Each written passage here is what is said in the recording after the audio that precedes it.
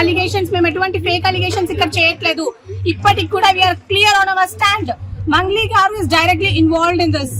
ఏదో remand report లో ఆమె పేరు లేనంత మాత్రం అవ్వదండి. ఇప్పుడు నా పేరు ఉందండి, నా పేరు చెప్పుకొని ఎవడో వచ్చి ఏదో స్కామ్ చేస్తాడు, పైసలు దొప్పుకొని తింటాడు, అప్పుడు నా రెస్పాన్సిబిలిటీ ఉంటది కదా మినిమం. ఈరోజు మంగ్లీ గారి పేరు చెప్పుకొని ఇన్ని డబ్బులు తండుకున్నప్పుడు మరి ఆమె రెస్పాన్సిబిలిటీ ఉంటది కదా.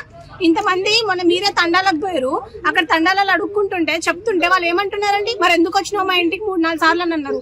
ఇదే శివ చౌహాన్ అంటాడు మా అక్కకి దీనికి సంబంధం లేదు అని చెప్పేసి. ఉందా లేదా అనేది చూస్తున్న ప్రజలందరూ గమనించాలా.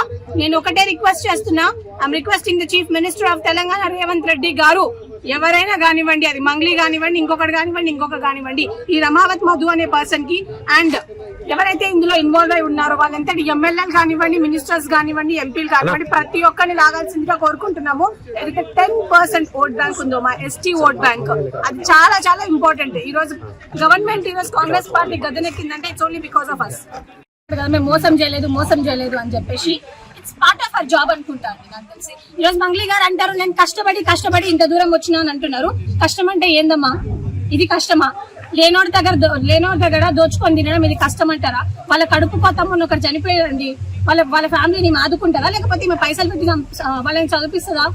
ఇష్టం వచ్చినట్టు ఏదో సోషల్ మీడియాలో పోస్ట్ చేయడం కాదు మంగ్లీ గారు.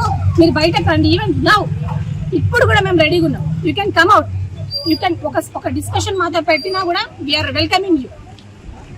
అంటే హనుమంతుడి మీద ఒట్టేసి మరీ చెప్పింది కదా, హనుమంతుడి మీద ఒట్టేసి మా ఇష్టదైవమే వదిలేస్తున్నాను. మీరే ఇందాకనే వాళ్ళ బ్రదర్ అన్నారు మాకు దీనికి ఎటువంటి సంబంధం లేదు, నేను హనుమంతుడి భక్తుని, నేను శివరాజ్ భక్తుని, నేను తులజా భవాని భక్తులని ఇంకోసారి చెత్త మాటలు మాట్లాడితే, మా దేవుని మీద ఒట్టేసి చెత్త అబద్ధాలు చెప్తే మాకు చెప్పు తగ్గుతుందని చెప్తున్నాను నేను వాళ్ళకి. చాలా సీరియస్ వార్నింగ్ చేస్తున్నా వాళ్ళ తమ్ముడికి కూడా. అసలు ఏమనుకుంటారంటే నాకు అర్థం కాదు. జాతి పరువు మొత్తం తీసి మళ్ళీ పై నుంచి ఇదంతా ఏంటంటే పంచాయతీ. ఈ రోజు నేను ఒకటే రిక్వెస్ట్ చేస్తున్నాను గవర్నమెంట్ కూడా, ఇలాంటి చెత్తగాల మీద యాక్షన్ తీసుకోవాల్సిందే కోరుకుంటున్నాను.